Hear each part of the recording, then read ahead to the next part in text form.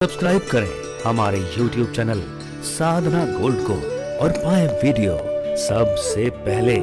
और हाँ, bell icon दबाना ना भूलें। हे भगवान, इन असद इंद्रियों की तृप्ति करते करते करते करते जीवन बीत गया, पर इन असद इंद्रियों की तृप्ति नहीं हुई क्या? आंखों को दुनिया का कितना नजारा दिखाया, क्या सुंदर प्रश्न है महाराज। आंखों ने न जाने कितनी दुनिया की सुंदरता को देखा, बूढ़ी हो गई, दिखना बंद हो गया है, फिर भी ऐसे ऐसे करके देखते हैं, फिर भी दुनिया को देखना चाहते हैं। ये आंखें तृप्त नहीं हुई, ये जीभ दुनिया का 56 भोग खिलाने के बाद भी मुंह में दांत खत्म हो गए, पेट में आंत खत्म हो गई, लेकिन क्या खाने की ख्वाहिश गई? सोचिए, हम ये जो स्वाद देखते हैं, पेट स्वाद नहीं देखता है, जीभ ही स्वाद देखती है।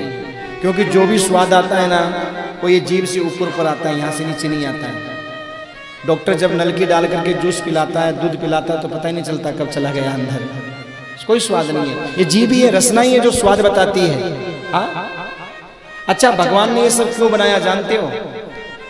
हम अपने आप को साधारण समझते हैं, भगवान के लिए हम बहुत वीवीआईपी आदमी हैं, बहुत वीवीआईपी हैं। आप कहो कि कैसे? बोले वीवीआईपी आदमी का कोई भी जब खाना वाना कुछ भी जाता है ना, तो पहले बहुत चेकिंग होकर के फिर जाता है। तो जब देखिए, हम जब भोजन करते हैं ना, तो सबसे पहले हमारी आंखें उसे चेक करती हैं कैसा है। आंखें चेक करने के बाद जब हाथ लगाते हैं तो उंगलियां बताती हैं गर्म है, ठंडा है, कैसा है, क्या, उंगलियां बताती हैं, चेक होता है। और यहाँ के बाद में भी जब वो भोजन यहाँ आता है तो ये नाक सूंघ करके बताती है उसको कि जाने लायक है या नहीं है। देखो कितनी चेकिंग हो रही है हमारे भोजन की, कितने वीआईपी आदमी है? क्या भगवान की व्यवस्था है? कितने, अरे भगवान की संतान है, लाडले हम भगवान के, तो भगवान व्यवस्था तो करेंगे ना। वो भोजन जब नाक के पास आता तो नाक उसे सूंघता है, जाने लायक है। और उसके बाद जब जीभ पर जाता तो कई बार जीभ से वापस फेंक देते, अरे रे रे बेकार है, बेकार है, खाने लायक नहीं है, ये तो सब चेकिंग गलत कर दी, हम चेकिंग गलत की है, जीभ फेंक देती, अरे रे बेकार है, बेकार है, बेकार है। और महाराज कभी कभी जीभ भी अगर अंदर ले जाती है भोजन को, तो आप देखना वापस पेट कहता है बहुत गलत भोजन आ गया है, इंद्रियों को नहीं पहुंचाएंगे, उल्टी करके वापस निकाल देता है। क्या कर रहे हो तुम सब कर्मचारी लोग? इतनी चेकिंगों के बाद यहां तक कैसे पहुंचा? और महाराज जब वो उल्टी करके वापस आता है तो सारे कर्मचारी, चाहे वो आंख हो चाहे हाथ हो, उल्टी आल्टी होने के बाद में घायल हो जाते हैं। तो डांट पड़ती है ना उनको भयंकर, तो देखना घायल हो जाते हैं, फिर कुछ दिनों में जाके वापस सही होते हैं। क्या भगवान की व्यवस्था आप देखिए। पर कहने का मतलब क्या है सजनों, ये जीभ ऐसी इंद्री है कि इस जीव के कारण हम संसार में बहुत कुछ गड़बड़ कर जाते हैं, शरीर में बहुत कुछ गड़बड़ कर जाते हैं। ये जीव स्वाद के कारण ज्यादा खा लेती है, और ये जीव ही है जो लोगों को अपना बनाती है, लोगों को पराया। जीव ही तो है, ध्यान रखिएगा। ये वाणी चाहे तो परायों को अपना बना दे, और ये वाणी चाहे तो अपनों को पराया। खतरनाक है वाणी हमारी, जीभ बहुत खतरनाक है। इस जीभ को जानते हो क्या कहते हैं? ये जीभ एक शेरनी है, शेरनी।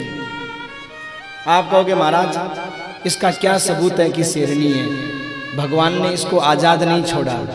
देखो, कान यहाँ लगाए, जीभ भी यहीं कहीं लगा के बुलवा देते भगवान, बोली तो बोलनी थी, भगवान तो कुछ भी कर सकते थे, पर फिर भी भगवान ने इस जीव को आजाद नहीं छोड़ा, ये 32 सींचों के पीछे रखा। शेरनी है, पता नहीं कब किसको खा जाएगा, शेरनी को तो छोड़ा जाता है, इसलिए 32 दांतों के सींचे बनाए, उसके पीछे रखा। और फिर भी मन में सोचा कि बुढ़ापे में ये सींचे तो टूट जाएंगे, ये शेरनी कहीं बाहर आकर के डस गई तो, खा गई तो भगवान ने होठों का फाटक बनाया कि भैया इस शेरनी को बाहर निकालने से पहले 4 बार सोचना, नहीं ये तो अपना बाहर निकलेगी, उल्टा सीधा बोल के चली जाएगी, और खोपड़ी एक बात ध्यान रखिएगा, भगवान ने शरीर में इतनी हड्डियां दी, क्या भगवान के पास हड्डियों की कोई कमी थी जो इस जीव में हड्डी नहीं दी? हाँ, सोचिए, भगवान ने इस जीव को इतना कोमल क्यों बनाया, बिना हड्डी का क्यों बनाया? क्योंकि भगवान कहते हैं जितनी मैंने कोमल जीव बनाई है उतनी ही कोमल वाणी बोलना सीखो, उतनी ही मीठी वाणी बोलना सीखो। और एक बात ध्यान रखिएगा मेरे भाई, ये वाणी जो हम बोलते हैं, जब तक ये हमारे मुंह से नहीं निकले तब तक ये हमारे बस में है। हम जो चाहे जैसे चाहे बदल सकते हैं, पर तीर कमान से और बात जुबान से अगर एक बार निकल गई तो लौट करके वापस, इसलिए भगवान ने ये फाटक लगा रखा है कि भैया वाणी निकालने से पहले 4 बार सोच लेना। हाँ, मगर ये इंद्री ऐसी है कि पता ही नहीं चलता, हमारा बस में होती नहीं है। वही बात माता देवती कहती है, बेटा ये जीव जिसको दुनिया का 56 भोग खिला दिया, बुढ़ापा आ गया लेकिन फिर भी खाने की प्रवृत्ति नहीं गई, कानों को दुनिया का संगीत सुना दिया लेकिन फिर भी कान तृप्त नहीं हुए, बेटा इन अंगों की तृप्ति कैसे हो? त्वं त्वां गता हम शरणं शरण्यम। हे पुत्र, मैं आपकी शरण हूँ। तो करदम जी महाराज बोले, हे माँ, अगर कोई ये चाहे कि मैं आंखों की तृप्ति दुनिया के नज़ारे देख करके कर लूँ तो कभी नहीं कर सकता। कोई चाहे कि मैं इन कानों की तृप्ति दुनिया की मेरी तेरी सुन करके कर लूँ तो कभी नहीं हो सकती सजनों। अगर हम चाहते हैं कि भाई कहते हैं ना कि अरे भाई खिला दो, क्यों? बोले मन की निकाल लो, नहीं खाओगे तो मन की मन में रह जाएगी, चाहे कितना ही खा लो, पर यहाँ साफ लिखा है मन की तो मन में ही रहेगी, नहीं जाएगी ऐसे। कितना ही खा लो, जितना खाओगे ना उतना ज्यादा और मन में आएगी। ये संसार के विषय भोग हैं ही ऐसे कि जितना हम प्रवृत्त होंगे उतना ही ज्यादा मन में आएंगे। भोगने से कभी भोग समाप्त नहीं होते। और ध्यान रखिएगा, भोगों को हम नहीं भोगते, भोग हमें भोग जाते हैं।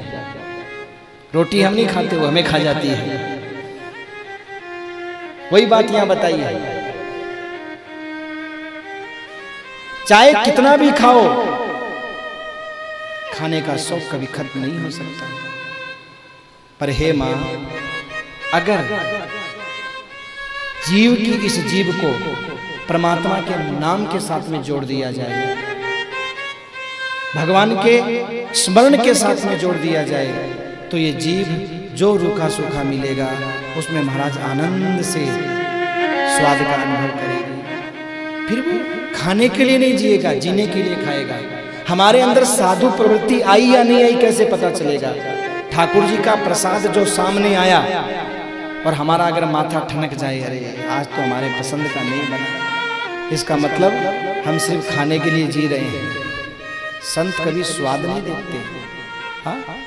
साधु कभी स्वाद नहीं देखते। उन्हें तो ठीक है अपने जीव का पेट चलाने के लिए जो भोजन चाहिए बस, हाँ? पर माँ ये संभव तभी है कब? जब मन भगवान में लगता है, जब ये इंद्रियों का संबंध परमात्मा से होता है। ये जीव उस बकरी की तरह है। कौन सी? बोले बकरी को चाहे कितना भी खिला दो, लेकिन बकरी के आगे तुम घास करोगे तो वो मुंह मारेगी ही मारेगी। आपने वो कथा सुनी होगी, एक राजा की बकरी। राजा ने कहा जो इसका पेट भरेगा मैं उसे इनाम दूंगा। सब बड़े बड़े धनवान लोग आए, बकरी को कांजू बादाम पिस्ता रसमलाई खिलाई, पर महाराज बकरी का पेट नहीं भरा। शाम को राजा के पास जाती, घास आगे करते, बकरी मुंह मार लेती। एक महात्मा बोले राजन तुम्हारी बकरी का पेट हम भरेंगे। राजा बोले महाराज बड़े बड़े धनवान भी नहीं भर पाए, आप तो फकीर हो, आप क्या भरोगे? बोले जो धनवान नहीं कर सकते वो फकीर कर जाता है, हम तुम्हारी बकरी का पेट भरेंगे। बकरी को लेकर के गए, एक घास का तिनका तोड़ लिया, उसके आगे किया, जैसे बकरी खाने लगी वैसे डंडा खींच करके मुंह पे मारा। जैसे खाने लगी डंडा मारा। सुबह से शाम तक डंडे मार मार के बकरी को मोटा कर दिया। बकरी मुटी आ गई। जब शाम को राजा के पास में वो बकरी पहुंची, राजा ने बकरी के आगे घास की, तो सजनों खाना तो बहुत दूर की बात है, बकरी ने देखा भी नहीं, मुंह फेर लिया। मन में सोचा कि सर पे ही खड़ा है, सुबह से शाम तो हो गई मारते मारते, अब जान ही लेगा, देखा ही नहीं। तो ऐसे ही ये इंद्रियां बकरी की तरह है, ये भोगों से तृप्त नहीं हो सकती जब तक इन पर संयम का डंडा नहीं पड़ता। बस यही बात यहाँ समझाई है। कपिल नारायण भगवान कहते हैं, माँ इंद्रियों को संयमित करने के लिए संयम का डंडा तो मानना ही